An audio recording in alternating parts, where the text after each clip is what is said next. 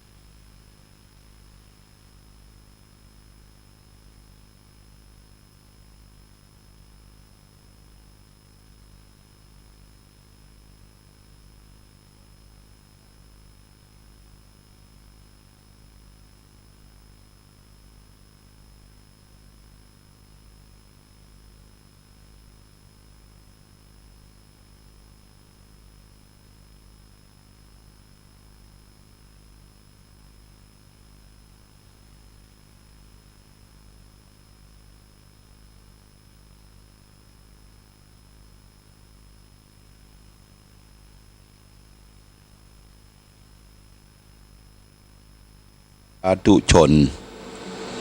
ญาติโยมท่านพุทธบริษัททั้งหลายวันนี้รายการธรรมะประทีปส่องต่างก็ได้มาพบปะกับพ่อแม่พี่น้องศรัทธาสาธุชนญาติโยมแห่งครั้งหนึ่งอากาศตอนเช้าวันนี้ก็พอดีบ่ฮ้อนบ่หนาวแต่ว่าผลกระทบทางการได้ประกาศปัจจุบันนั้นก็คือเรื่องของ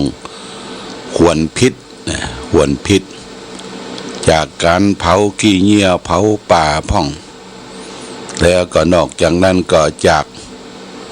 ควนพิษรถยนต์ที่เดินควักไฟกันไปมาอันนี้มีผลกระทบต่อระบบการหายใจของผู้คนที่อาศัยอยู่ในโซนในโลกใบนี้ญาติโยมอู้ถึงควนพิษอู้ถึงไฟนี่โอ้ย้อนไปถึงปุ้นที่ประเทศออสเตรเลียญาติโยมประเทศออสเตรเลียนั้นเป็นทวีปเป็นประเทศที่ใหญ่เมื่อออกพรรษาอาตมาภาพได้มีโอกาสได้ไปร่วมในการทำบุญทอดกฐินกับคณะสงฆ์จังหวัดเมืองกาญจนบุรีเพิ่นได้ไปสร้างวัดสร้างวาหลายลัดในประเทศออสเตรเลียตอนนั้นป่าไม้ยังดีอยู่ญาติโยมเด้อป่าไม้ใหญ่19 เล่ากำปดโตเป็นป่าดงทึบแต่ว่าใบไม้ป่าไม้นั้นเปิ้นหล่นลงมาแล้วก็มันถมทองกันไว้เป็นชั้นเปิ้นบ่สามารถที่จะไปเคลียร์ไปอย่างใดแต่มีปัญหาที่ว่ามีไฟป่าเกิดขึ้นเป็นประจำที่ประเทศออสเตรเลียทำให้ไฟป่าได้ไหม้ไต่ลามชุกชนไปทั่วและโดยเฉพาะอย่างยิ่งบ้านที่เป็นบ้านพักหรือแม้แต่วัดที่สร้างอยู่ในโซนของป่าไม้ก็ถูกไฟคลอกไฟเผานอกจากนั้นก็ เป็นที่น่าสังเวชสลดใจเมืองประเทศออสเตรเลียเนี่ยเป็นเมืองจิงโจ้เมืองจิงโจ้นี่ญาติโยมมันมีเท้าแข็งแรงอยู่ตั้งหลังและเท้าตั้งหน้าเนี่ยก็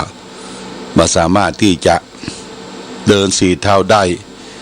เวลามันวิ่งมันเดินเนี่ยมันหกขยกนะจิงโจ้มีในประเทศออสเตรเลียและหมีคอล่ามีนางอายเนี่ยนะมีนักตายเป็นล้านตัวญาติโยมนะเป็นตายเป็นล้านตัวเพราะฉะนั้นทางประเทศต่างๆก็ให้ความช่วยเหลือให้กำลังใจในการดับไฟในการป้องกันอัคคีภัยที่ประเทศออสเตรเลียซึ่งเป็นประเทศที่เกาะใหญ่เป็นเกาะใหญ่นี่ก็เกิดขึ้นเกิดไฟธรรมชาติเกิดขึ้นและควันไฟที่เปิ้นถ่ายทำมันปิวว่อนไปทั่วเป็นไอโซนเป็นควันของรับการกระทบกระเทือนทั้งโลกเลยญาติโยมนะมันเป็นประเทศที่ใหญ่อันนี้เกิดขึ้นเนี่ยไฟไหม้ใต้ลามเป็นสิ่งสำคัญยิ่งหน้านี้ก็เป็นยิ่งที่จะมีใบไม้ใบหยังหล่นทับถมขึ้นมาพ่อแม่พี่น้องศรัทธาอยู่ตามบ้านตามจองก็ช่วยดูแลพอก่อยเก็บกวาดทำความสะอาดทางที่ดีแล้วก็ขุดหลุมฝังขุดหลุมได้น้อยใบไม้ในฝังเป็นปุ๋ยไปเลยถ้าฝนตกลงมามันก็ยุ่ยย่ายและเป็นอาหารของปลวกเป็นอาหารของมดต่อไปนี่ต้องระมัดระวังจัดโยมอากาศของโลกอากาศของบ้านเฮามันกำลังแปรปรวนเมื่ออากาศแปรปรวนแล้วก็ทำให้ผู้คนที่มีชีวิตแม้แต่สัตว์ทั้งหลายก็จะรับผลกระทบกระเทือนจากโรคภัยไข้เจ็บเป็นโรคไอเป็นโรคอิดแล้วก็เป็นไข้หวัดเนี่ยเกิดขึ้นอันนี้ต้องระมัดระวังเมื่อมีผลกระทบเกิดขึ้นแล้วก็ไปหายาหาหมอที่เปิ้นมีความรู้และชำนาญหมอโรงพยาบาลตำบลก็ดีโรงพยาบาลของรัฐโรงพยาบาลใหญ่ญาติโยมก็ต้องไปหาโรงพยาบาลเวลามีไข้หวัดใหญ่ที่กำลังฮือกันที่มาจากประเทศต่างประเทศบางประเทศเนี่ยเพื่อว่าเป็นไข้หวัดใหญ่ที่สำคัญเขาก็ต้องฟังข่าวเสพข่าวทางตาทางหูทางตาก็ได้หันทางหูก็ได้ฟังทางจิตใจเขาก็คิดปรุงแต่งไปนี่เรียกว่าผ่านมาทางหูทางตาทางใจเรียกว่าเป็นประตูเข้าประตูนี่เป็นห้องวัดทวารทั้งสามเนี่ยเมื่ออู้ถึงประตูและทวารทั้งสามวันนี้ก็จะเอาเรื่องของทวารสามเนี่ยมาอูจาเสนอให้แก่ศรัทธาญาติโยมทวารนี่แปลว่าช่องหรือทางออกหรือเขาเรียกง่ายๆว่าทางประตูทวารสามนี่แบ่งเป็นสามก็คือหนึ่งกายทวารคือกายสองวจีทวารคือวาจาสามมโนทวารคือใจก็ทวารแปลว่าช่องหรือทางออกอันเป็นที่มาแห่งความดีหรือความชั่วก็ได้ท่านจำแนกไว้เป็นสามทางก็คือหนึ่งกายทวารคือกายได้แก่การกระทำทางกายเช่นว่าการฆ่าสัตว์การลักทรัพย์การประพฤติผิดในกามจัดเป็นกายทวารใช้ให้คนอื่นทำจัดเป็นวจีทวารกายทวารนี้ถ้าแสดงออกใน ด้านดีก็เป็นว่ากุศลกรรมนะถ้าแสดงออกในด้านที่ดีเรียกว่าเป็นกุศลกรรมถ้าแสดงออกในทางบดีทางกายเรียกว่าอกุศลกรรมญาติโยมคือการกระทำนะทั้งดีและทางชั่วนี่คือทางกายทีนี้ทางวจีทวารคือทางวาจาประตูทางวาจาก็ได้แก่การแสดงออกทางวาจาเช่นว่าเป็นพูดโกหกพูดคำหยาบพูดส่อเสียดพูดเพ้อเจ้อจะเป็นวจีทวารถ้าทำกายวิการเช่นว่าพยักรับถ้าทำกายพยักรับนี่ชื่อว่าหรือจะสันศีรษะหรือกระงอกหัวเนี่ยก็จะเป็นกายทวารวจีทวารนี้ถ้าแสดงออกในทางด้านดีก็จะเป็นกุศลกรรมเช่นเดียวกันถ้าแสดงออกในทางบดีก็เป็นอกุศลกรรมเช่นเดียวกันทีนี้มาถึงมโนทวารทวารคือใจก็ได้แก่การแสดงออกทางจิตใจเช่นว่าความคิดโลภอยากได้ของคนอื่นคิดพยาบาทปองร้ายผู้อื่นหรือคิดเห็นผิดจากทำนองคลองธรรมคิดว่าทำดีได้ดีทำชั่วได้ชั่วหรือคิดว่าทำดีบ่ได้ดีทำชั่วได้ดีอย่างเนี้ยเรียกว่าพิษจากทำนองคลองธรรมจัดเป็นมโนทวารการลูบคำพัสดุที่อยากได้ด้วยจิตคิดจะลักนี่เปิ้นว่าเป็นกายทวารการบ่นว่าอย่าทำให้อย่างดีหนอที่จะได้พัสดุได้สิ่งของนั้นมาก็จัดเป็นวจีทวารมโนทวารเนี่ยถ้าแสดงออกมาเป็นด้านดีก็เป็นกุศลกรรมญาติโยมอันนี้ก็เวลาเราจะกินจะทานจะทำบุญสุนทานแบบประเพณีล้านนาเฮาก็มีพ่ออาจารย์หรือมัคคนายกพ่ออาจารย์มัคคนายกก็มานำกินนำทานก่อนจะถวายทานสังฆทานเข้าน้ำปัจจัยเปิ้นก็เอาน้ำส้มป่อยมาใส่ขันเอาดอกเข้าใส่ขันน้อยแล้วก็พ่ออาจารย์มัคคนายกป้อนานเปิ้นก็จะมาโยงเรียกว่าโยงน้ำส้มป่อยก่อนโยงน้ำส้มป่อยโดยกล่าวถึงว่าขอโทษขออภัยทำอะไรอย่างลงไปได้ห่อได้แหนบได้คัดได้สีได้ปัดได้วีได้ย่ำเตียวกายด้วยทวารทั้งสามกายะกัมมังวจีกัมมังมโนกัมมังอันเกิดขึ้นจากทางกายทางวาจาทางใจเนี่ยขอได้อโหสิกรรมอย่าให้ได้เป็นนิวรธรรมกรรมอันหยาบช้ามากัดกั้งบังในการทำบุญสุนทานสุมาครัวตาลญาติโยมสุมาครัวตาลเมื่อสุมาครัวตาลแล้วก็เพื่อจะให้ครัวตาลนั้นบริสุทธิ์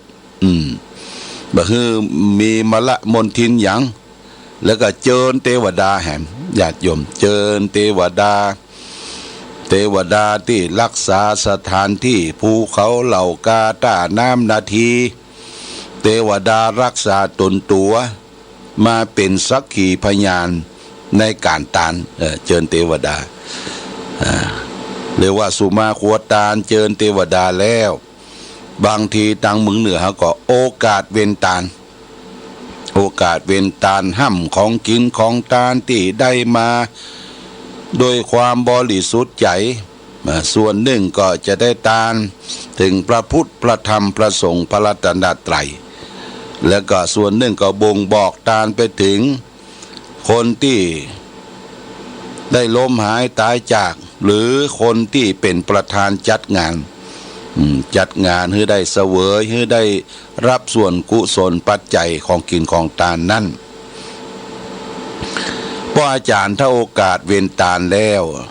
ถ้าโดยมัคคะตามภาษาบาลีตามภาษาบาลีกล่าวแล้วว่าไปจะนั้นเปิ้นกบะถวายละทางเมืองเหนือเนี่ยนะถ้าโอกาสเว้นตาลกบะถวายถ้าจะถวายก็ว่านะโมสามจบถวายไตรยทานถวายวัตถุทานต่างๆได้กล่าวบ่งบอกและว่ามีความพร้อมเพียงกันที่จะยกประเคนยกทานอันนี้ก็คือทำให้มันบริสุทธิ์สุมาควตานจากการกระทำด้วยกายกรรมังวจีกรรมังมโนกรรมังสัญจิจะโตสังอสัญจิจะโตสังด้วยความตั้งใจก็ดีด้วยความบ่ตั้งใจก็ดีเพื่อขอขมาลาโทษโทสะหรือเวลาห่อเข้าห่อปลาแนบเนื้ออย่างต่างๆเนี่ยลูกให้อ้อนอยากกินนั่นกินนี่เนี่ยญาติโยมมันจังมีลูกแต่ก่อนเปิ้นแห่ห่อขนมจ๊อกลูกก็อยากจะกินไส้ขนมจ๊อกอยากจะกินนั่นกินนี่ออดอ้อนอยากกินตัวบางทีก็ได้กล่าวได้ว่าได้ทอเป็นกรรมอันบดีทางเมืองเหนือถือว่ากายะกรรมังวจีกรรมังมโนกรรมังทวารทั้งสามเนี่ยฮื้อได้ปฏิบัติดีเนี่ยญาติโยมเด้อ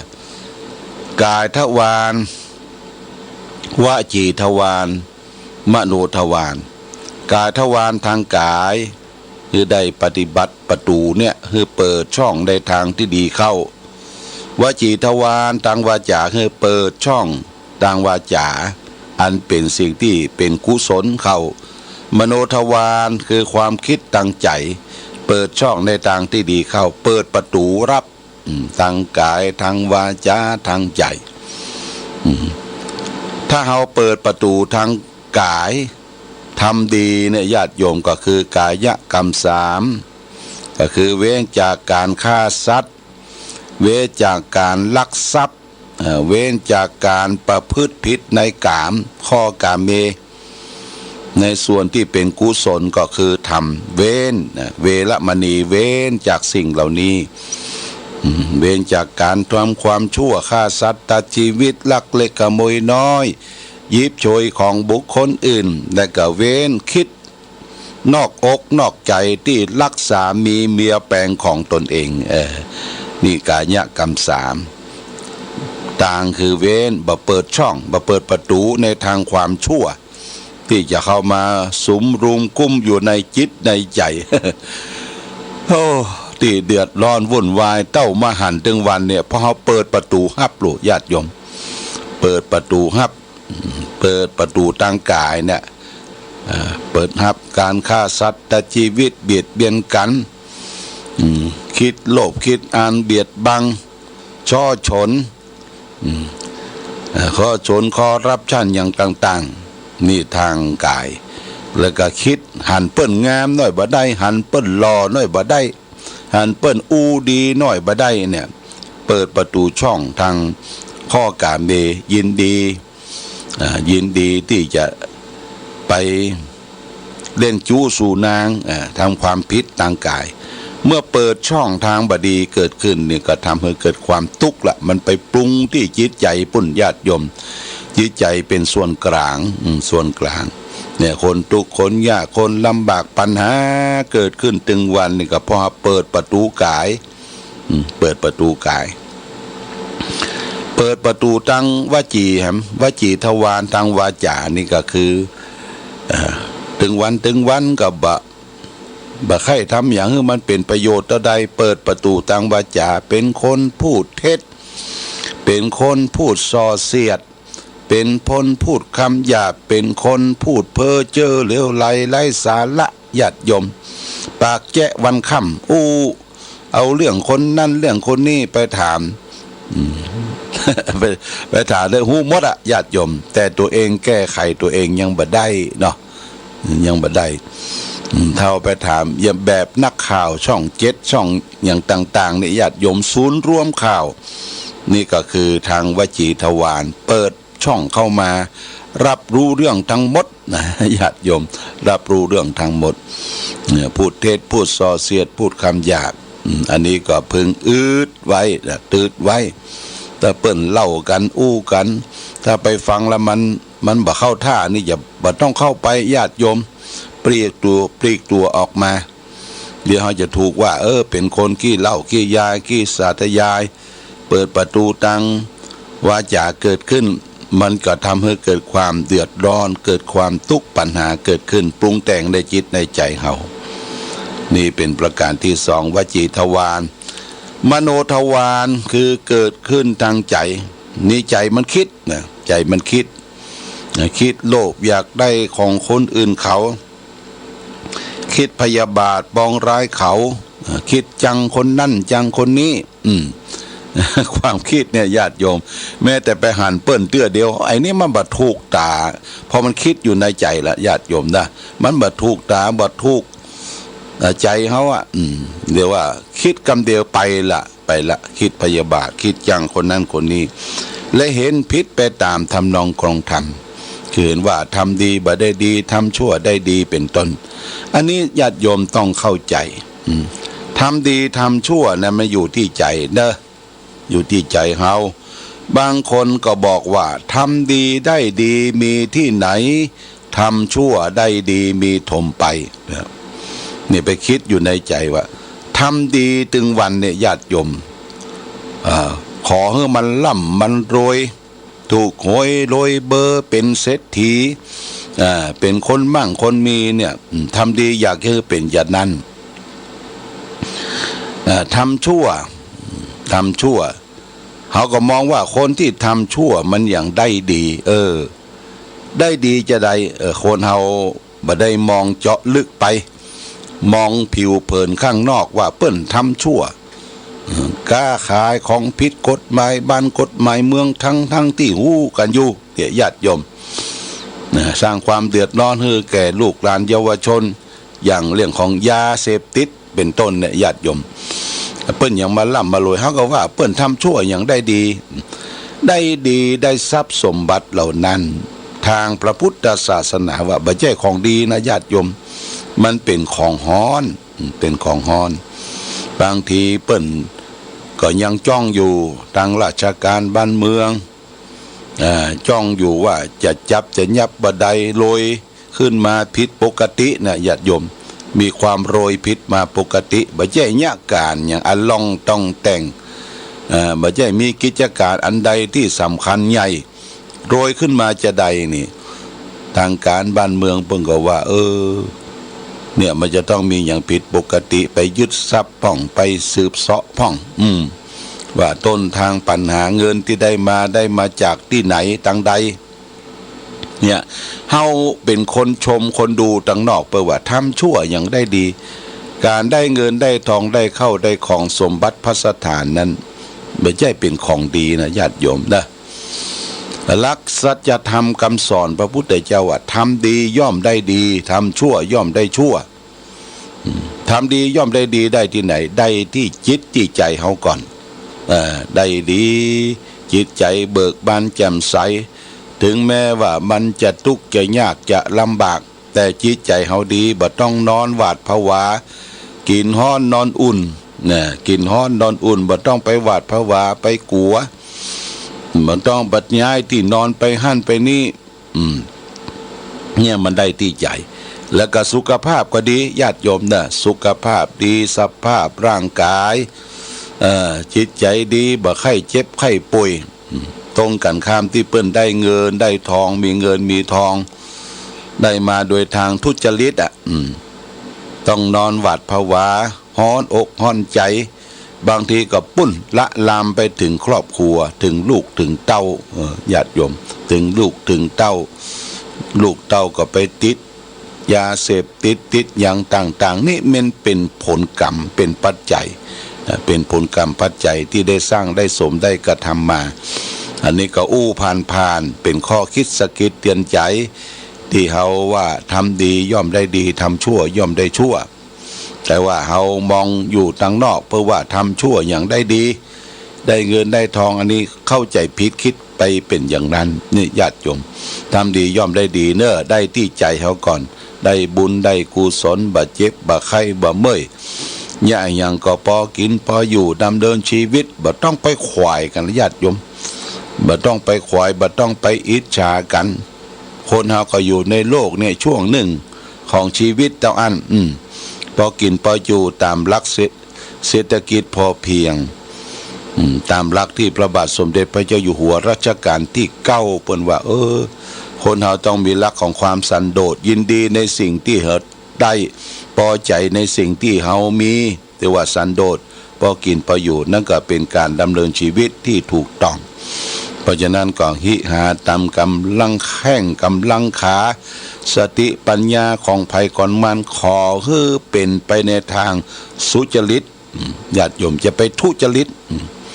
สุจริตเนี่ยมันกินไปนานคดกินไม่นานซื่อกินไปนานเล็กงอใช้แป้งเคียวเล็กงอนี่ใช้แป้งเคียวเกี่ยวนั่นเกี่ยวนี้คดอย่างเดียวใช้การบ่ได้ญาติโยมนะเล็กงอใช้แป้งเคียวคน